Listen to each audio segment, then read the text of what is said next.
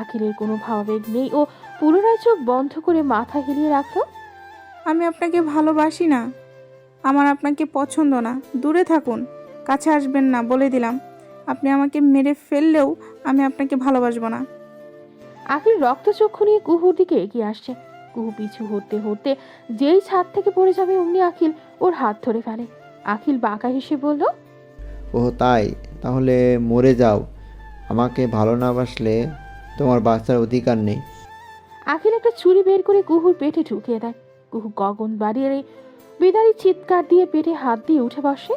হাত পা রীতিমতো কাঁপছে। এত ঠান্ডাতেও কুহু ঘামছে। কপাল থেকে ঘাম ঝরে পড়ো চোখের পাতায়। থরথর করে শরীর কাঁপছে। কুহু এদিক ওদিক তাকিয়ে রুমে চোখ বোলানো না, রুমে কেউ নেই। দরজা ভেজানো ও একা খাটে শুয়ে ঘুমাচ্ছে। কুহু ওড়না দিয়ে কপালের গলার ঘাম মুছে চুলগুলো হাত খোপা করো। নিজের পেটের দিকে তাকিয়ে বাম হাত পেটে রেখে বিড়বিড় করে বলল, এই ছেলে আমায় ঘুমের মধ্যেও শান্তি দেবে না দেখছি। সব জায়গায় ওর হস্তক্ষেপ করতেই হবে। একদিন দেখা যাবে ও আমায় সত্যি সত্যি ফিনিশ করে দিল। কুহু বড় সড়ো চোখ করে তাকালো আবার। ইয়া আল্লাহ, এ কোন মুসিবত তুমি আমার ঘাড়ে দিলা! কি পাপ করেছিলাম! এর চেয়ে ভালো হতো তুমি আমায় ম্যান হলে চোবাতে। এই ছেলেকে কেন আমার ঘাড়ে ঝোলালে, কেন? কিন্তু কুহু নিজের ঘাড়ে কাউকে ঝুলে থাকতে দেবে না। আর ওই আখিল থুরি জিরাফকেও না। কুহু নাক টেনে ওর বাম পাশে থাকা ছোট কাঠের টেবিলটার ওপর থাকা ঘড়ির দিকে তাকাতেই ওর চোখ চড়ক গাছ। 9:36 এত বেলা পর্যন্ত শুয়েছিল ও ভাবতেই মাথা চক্কর উঠল। কুহু নখ কামড়াতে কামড়াতে বিড়বিড় করতে লাগলো, এখন তাহলে কি করব? ভার্সিটি যাব? না বাবা, আজ যেতে হবে না। এমনি কীরকম ভয়ানক একটা স্বপ্ন দেখলাম। থাক, আজ যাওয়া লাগবে না। আজ বরং বাড়িতেই থাকি। আজ ওই চিড়িয়াখানার দানবটাকেও দেখব না। কুহু বিড়বিড় করতে করতে ওয়াশরুমে গেল। কুহু হাই তুলতে তুলতে নিচে নেমে এলো। ড্রয়িং রুমে পার হয়ে যখন কিচেনের দিকে পা বাড়াবে তখন আর কানে এলো এক ঝাঁঝালো কণ্ঠ। কুহু ঠোঁট কামড়ে পেছনে ঘুরতেই নিজের ফুপিয়াকে আবিষ্কার করলো। বোকা হেসে বলল, ফুপিয়া? ফুপিয়া ভ্রু বাঁকিয়ে কিছুক্ষণ কুহুর দিকে তাকিয়ে রইলেন। ঝাঁঝালো কণ্ঠে বললেন, হচ্ছেটা কি হ্যাঁ? বেলা অবধি পড়ে পড়ে ঘুমিয়ে ভার্সিটি যাওয়া বন্ধ করে পড়াশোনা লাটে উঠানোর ইচ্ছে জেগেছে নাকি? ভার্সিটিতে গেলি না কেন বল আমায়। কুহু অপরাধীর ন্যায় মাথা নিচু করে মেঝেতে দৃষ্টি স্থির রেখে বলল, ভীষণ মাথা ব্যথা হচ্ছিল। কাল রাতে ঠিক করে ঘুম আসছিল না। পরে যখন ঘুম এলো তখন মনে হয় অনেক রাত, তাই উঠতে লেট হয়েছে ফুপিয়া। ইচ্ছে করে করিনি। তাছাড়া তেমন ইম্পর্টেন্ট ক্লাস নেই, তাই আর যাওয়ার চেষ্টাও করিনি। সরি। ফুপিয়া কিছুক্ষণ চুপ থেকে মুখ ঝামটা মেরে ওপরে চলে গেলেন। কুহু আর চোখে ফুপিয়া যাওয়া দেখল। ফুপিয়া চলে যেতেই কুহু স্বস্তির নিঃশ্বাস ফেলে ভেংচি কেটে রান্নাঘরে গেল। কফি বানাতে লাগলো। বেলা প্রায় 3টা। আখিল একটু আগে বমি করেছে। শরীরটা কিছুতেই আয়ত্তে রাখতে পারছে না। ভীষণ দুর্বল লাগছিল। ভেবেছিল একটু কিছু খেয়ে ভার্সিটি গিয়ে কুহুকে একবার দূর থেকে দেখে চলে আসবে, কিন্তু খাওয়ার পরপরই এই অবস্থা। দাদিজান সার্ভেন্টকে দিয়ে সব পরিষ্কার করালেন। আখিল ওয়াশরুম থেকে শাওয়ার নিয়ে বেরিয়ে এলো। খালি গায়ে ট্রাউজার পরা, হাতে থাকা টাওয়াল নিয়ে মাথাটা কিছুটা মুছল। মাথাটা মোছার শক্তিটুকুও নিজের মধ্যে পাচ্ছে না। ভেজা মাথা নিয়ে আবারও ব্ল্যাঙ্কেটের নিচে ঘাপটি মেরে শুয়ে রইল। দাদিজান এসে ব্ল্যাঙ্কেটের কিছু অংশ আখিলের মাথা থেকে সরিয়ে চুল মুছতে লাগলেন। আইজাদ খান ছেলের খবর শুনে অফিস থেকে চলে এলেন। দাদিজান জানিয়েছিলেন কিছুক্ষণের মধ্যে ডাক্তার এলেন। দাদিজান চিন্তিত মুখে ডাক্তারের দিকে চেয়ে বলল, পুলে ঘন্টা খানিক যাবৎ সুইমিং করেছিল, তাই বলে জ্বর এলো। কিন্তু এতটা, ছেলেটা ভীষণ দুর্বল হয়ে পড়েছে, মুখে কিছু তুলতে পারছে না। এরকম হলে কিভাবে হবে? ডাক্তার জ্বরটা ভেবে বললেন, জ্বরটা একবারে কমছে তো একবার বাড়ছে, কিছু করার নেই, জোর করে খেতে দিতে হবে। এই মেডিসিনগুলো আনিয়ে নেবেন। আইজাদ খান চট জলদি প্রেসক্রিপশনটা হাতে নিয়ে একজনকে ডেকে পাঠিয়ে দিলেন। ডাক্তার দাদিজানের দিকে চেয়ে বলল, একটু রেস্টে থাকুন, জোর করে হালকা খাবার খাইয়ে মেডিসিনগুলো দিয়ে দিবেন। আশা করি ঠিক হয়ে যাবে ইনশাল্লাহ। জ্বর তো এত চিন্তা করবেন না। তাছাড়া যে পরিমাণ বলেছেন পানিতে ছিল, এই ঠান্ডা এরকম পানিতে থাকা বুঝতেই পারছেন। আমি তাহলে আসি, ওর খেয়াল রাখবেন। ডাক্তার চলে গেল। আইজাদ খান আখিলের দিকে চেয়ে নিজের রুমে চলে গেল। দাদিজান দীর্ঘশ্বাস ফেলে আখিলের মাথায় হাত বোলাতে লাগলো। গভীর রাত, পুরো শহর জুড়ে আছে তন্দ্রা। সারাদিনের ক্লান্তি দূরে ঠেলে সবাই এখন গভীর নিদ্রায় মগ্ন। শুধু জেগে আছে ইট পাথরগুলো, তার সাথে আরেকটি প্রাণ যে চাতক পাখির মতো ছটফট করছে কখন সকাল হবে, কখন সে তার প্রেয়সীকে দেখবে। পুরোটা দিন অস্থিরতায় কাটলো, আর এখনই একটি রাত যেন হাজার যুগের সমান মনে হচ্ছে। সময় যেন তার গতি হারিয়ে থমকে আছে। ধৈর্যের ভাত ভেঙে যাচ্ছে। ইচ্ছে করছে এখনই কুহুকে ওর বাড়িতে গিয়ে দেখতে, কিন্তু বাড়ি যাও তো দূরের কথা, বেড থেকে নামার শক্তিটুকু আখিল পাচ্ছে না। তবুও মরিয়া হয়ে উঠেছে কখন সকাল হবে, কখন তার দেখা মিলবে। আখিল তপ্ত নিঃশ্বাস ছেড়ে মাথা ঠেকিয়ে কপালে হাত রেখে আতশোয়া হয়ে আছে। সারা দিন শুয়েছিল, তন্দ্রা যেন আর নামতে চাইছে না। নিস্তব্ধ ওই অসীম রাতটা আখিল অস্থিরতা নিয়েই কাটিয়ে দিল। কিন্তু ভোরের দিকে চোখ লেগে গেছে। আখিল ধরফরিয়ে উঠে বসল। ওকে এভাবে উঠতে দেখে দাদিজান আখিলকে শান্ত করতে বলল, কি হয়েছে দাদু ভাই, কোনো খারাপ স্বপ্ন দেখেছো? আখিল এক পলক দাদিজানের দিকে তাকিয়ে মাথা চেপে ধরল। দাদিজান উদ্বিগ্ন হয়ে আখিলের দিকে চেয়ে আছে। আখিল ব্ল্যাঙ্কেট সরাতে সরাতে বলল, আমাকে যেতে হবে দাদিজান, আমি যাচ্ছি। দাদিজান আখিলের কথায় অবাক হয়ে জিজ্ঞেস করলেন, যাচ্ছ মানে? কোথায় যাচ্ছ? আর এই শরীর নিয়ে কোথায় যাবে তুমি? কোথাও যাওয়া হচ্ছে না। সুস্থ হয়ে যেখানে খুশি যেও, এখন রেস্ট নাও। আখিল নাচুর বাঁধা হয়ে উত্তর দিল। কভার থেকে জামা কাপড় নিতে নিতে বলল, আমাকে এক্ষুনি যেতে হবে। দাদিজান কপালে বিরক্তির ভাঁজ ফেলে বললেন। এই শরীর নিয়ে কোথায় যেতে চাও? আখিলের সোজা সাপটা উত্তর।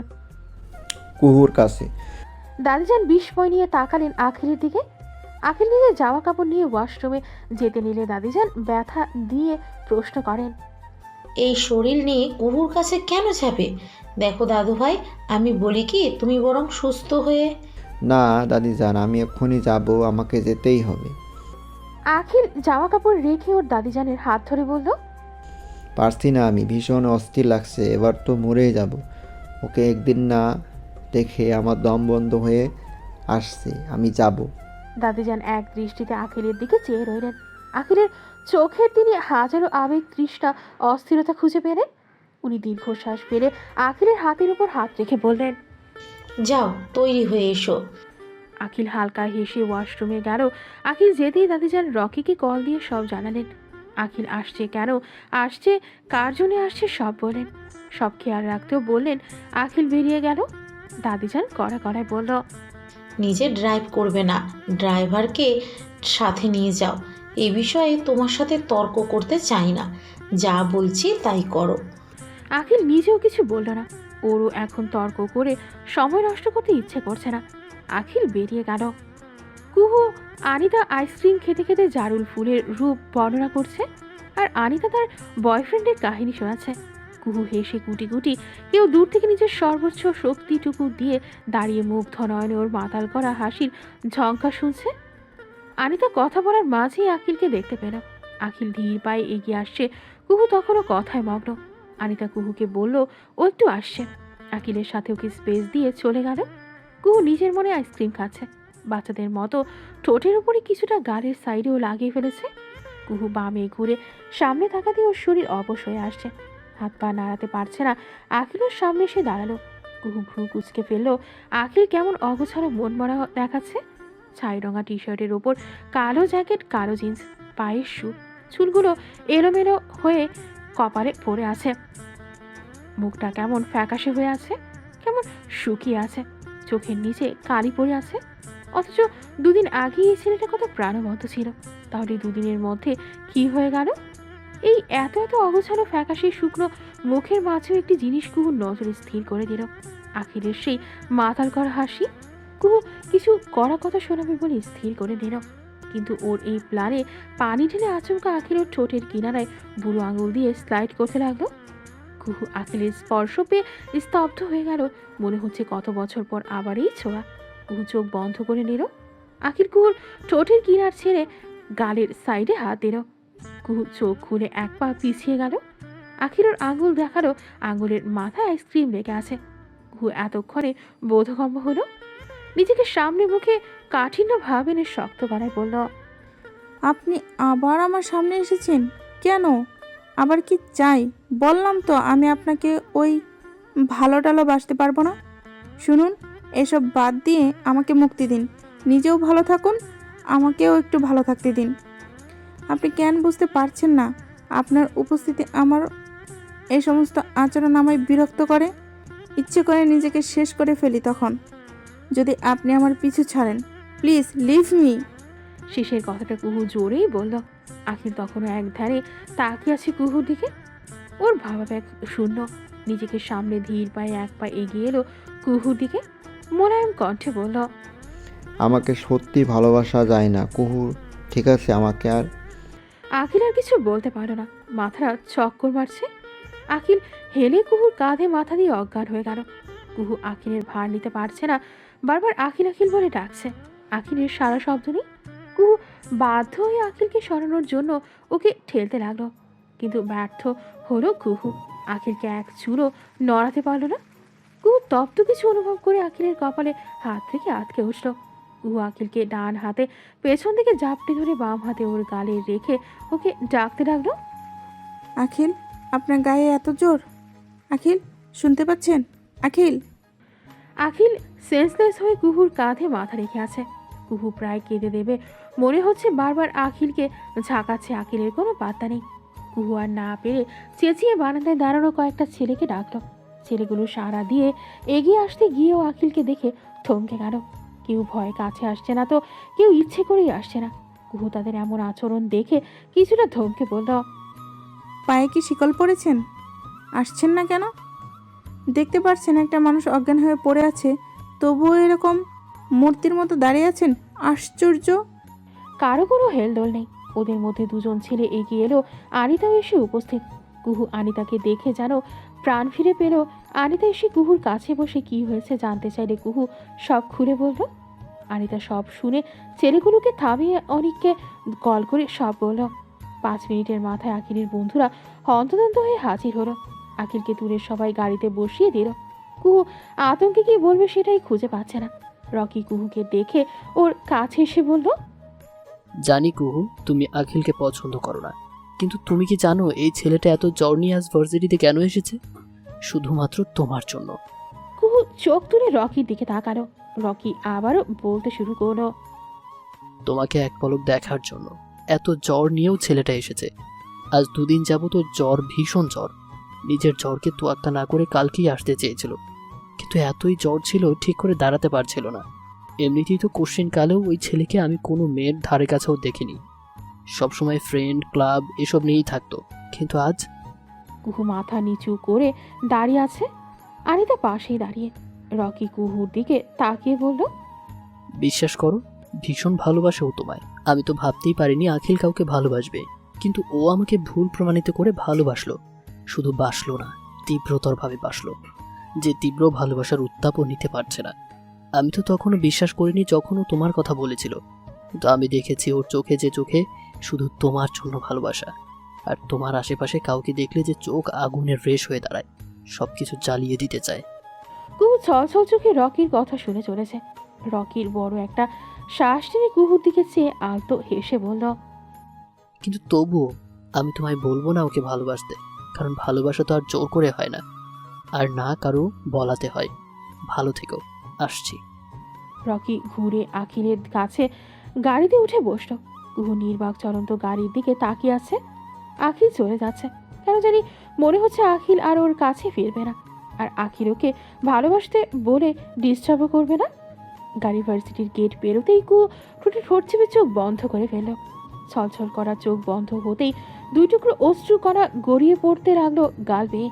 আনিতা কুহুর কাঁধে হাত রেখে মৃদু কণ্ঠে ডাকলো, কুহু। কুহু চোখ তুলে আনিতার দিকে না চেয়েই আনিতার হাতে কাঁধ থেকে সরিয়ে কাঁপা কাঁপা গলায় বলল, আমি বাড়িতে যাচ্ছি।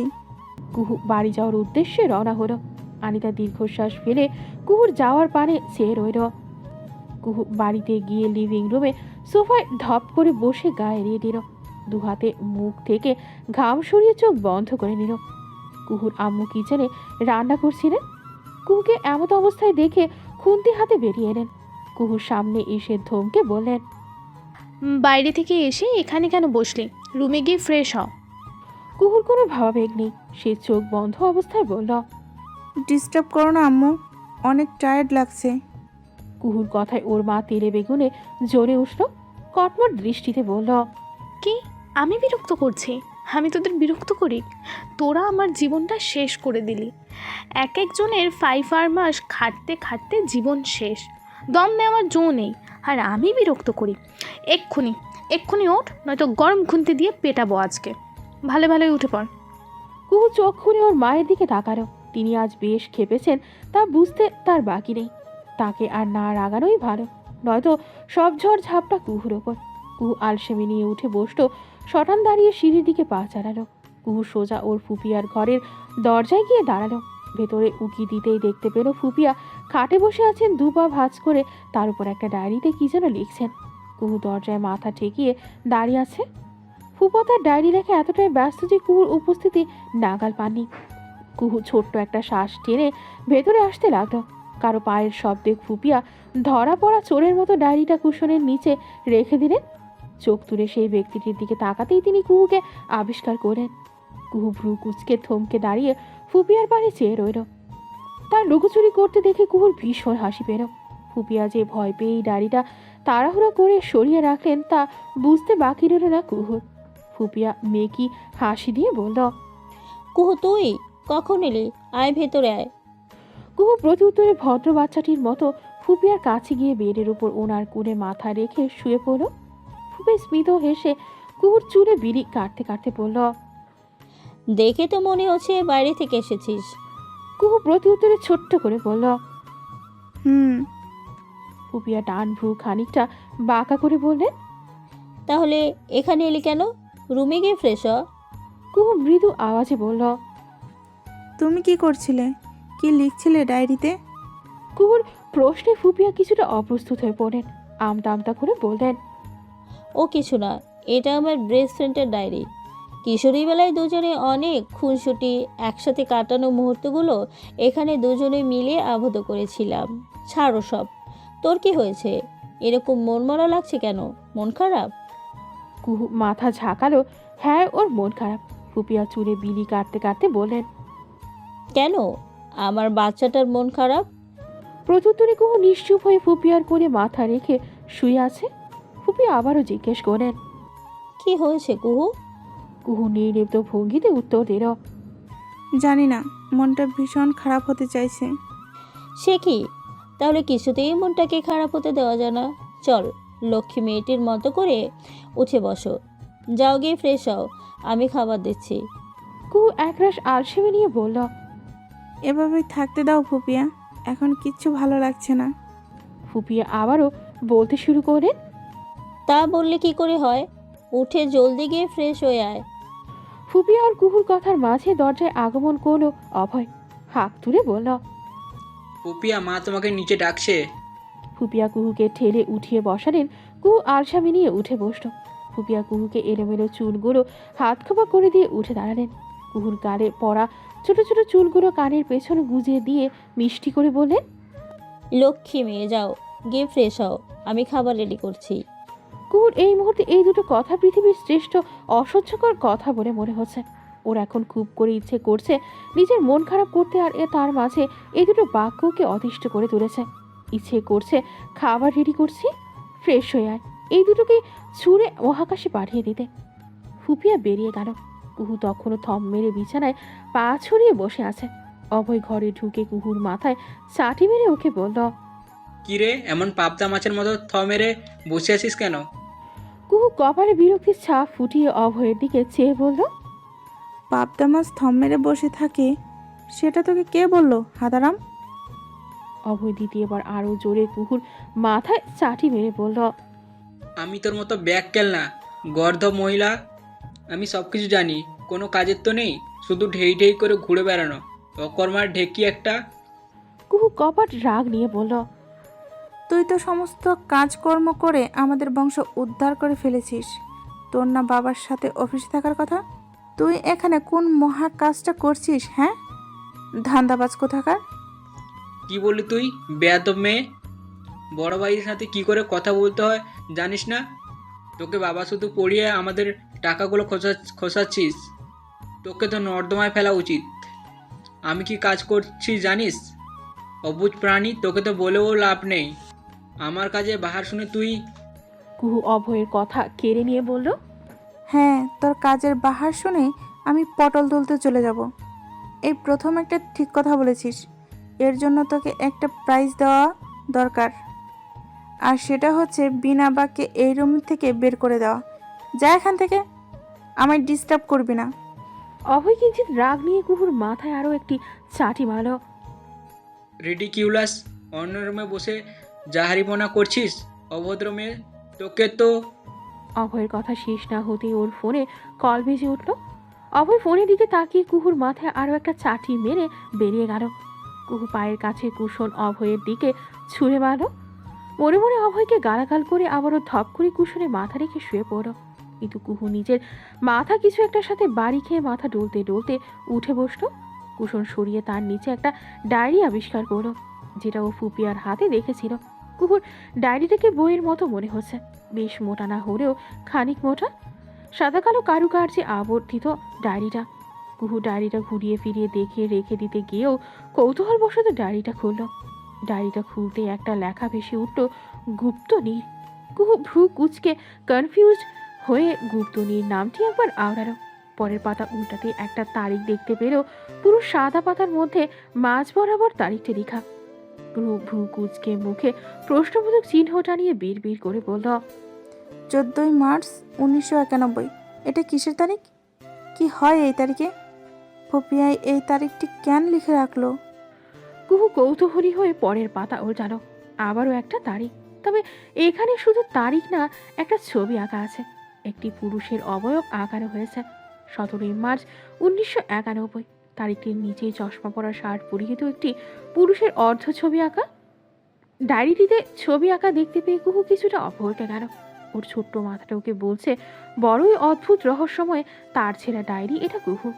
কুহু ছবিটা মনোযোগ সহকারে কিছুক্ষণ চেয়ে থেকেও এই ছবির মালিক কে হতে পারে বুঝতে পারল না।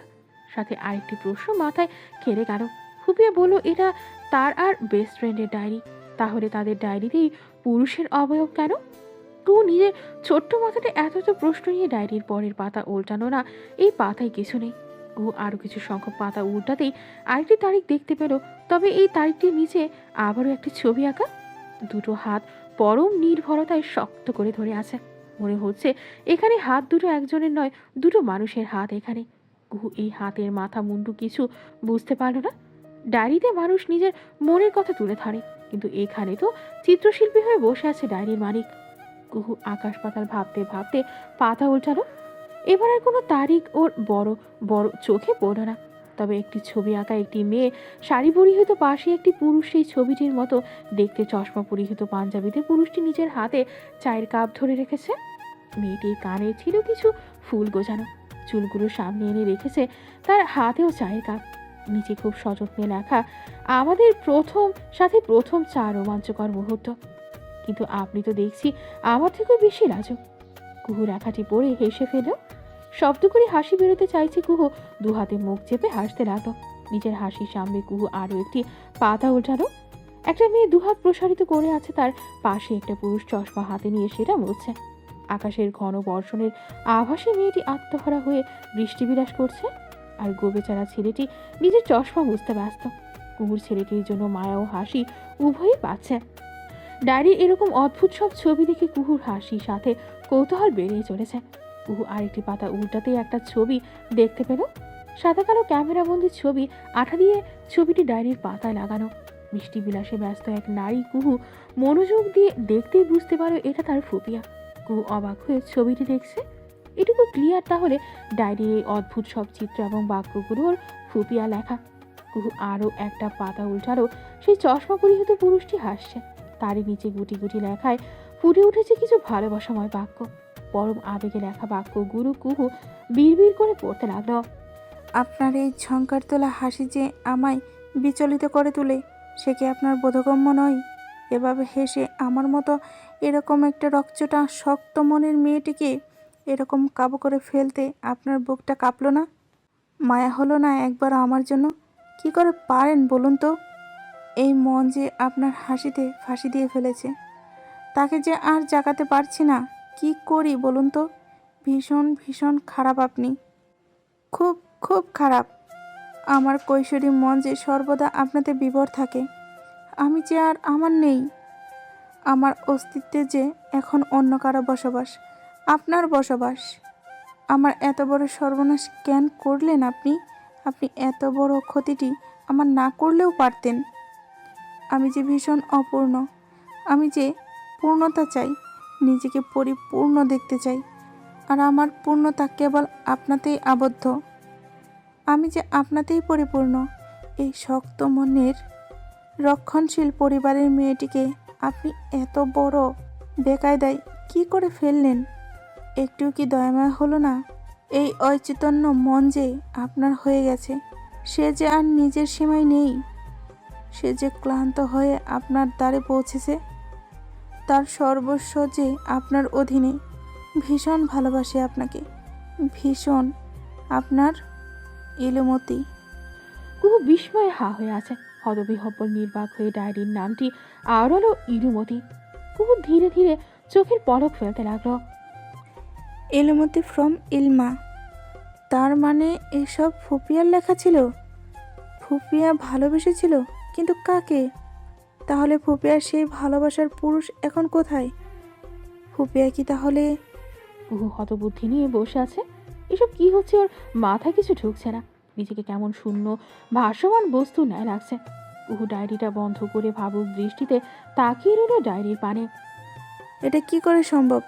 এই পরিবারের মেয়ে হয়ে প্রেম ভালোবাসা, আস্তাগফিরুল্লাহ, ইয়া মাবুদ, এটা কি সত্যি? এখনো যে পরিমাণে প্যারা দেয়, তখন তো ফুপিয়াকে মনে হয় চিবিয়ে খেয়েছিল এরা। আহারে আমার ফুপিয়া। কিন্তু ফুপিয়া এত কিছুর পরও কাউকে কি করে? অবশ্য এই ভালোবাসা অদ্ভুত, কি জানি কেমন করে। কুহু বিস্ফোরিত চোখে নিজের মাথায় গাঁটটা মেরে বলল, কি বলছিস এসব? লাগাম দে মুখে। কারো আসার পায়ের শব্দে কুহু চট জলদি ডায়েরি তার আগের জায়গায় রেখে উঠে দাঁড়ায় খাট থেকে। ফুপিয়া ঘরে ঢুকে কুহুর এমন মূর্তিমান দৃশ্য দেখে ভ্রু কুচকে সন্দিহান হয়ে বলে, কিরে এভাবে দাঁড়িয়েছিস কেন? এখনো যাসনি তুই? কুহু মেকি হাসি দিয়ে বলল, এই তো এখনই যাচ্ছিলাম ফুপিয়া। কুহু দরজার দিকে এগোতে লাগলো। ফুপিয়া খাটের কাছে এসে কুচনের নিচে থেকে ডায়েরিটা বের করে একটা দীর্ঘশ্বাস ফেলে।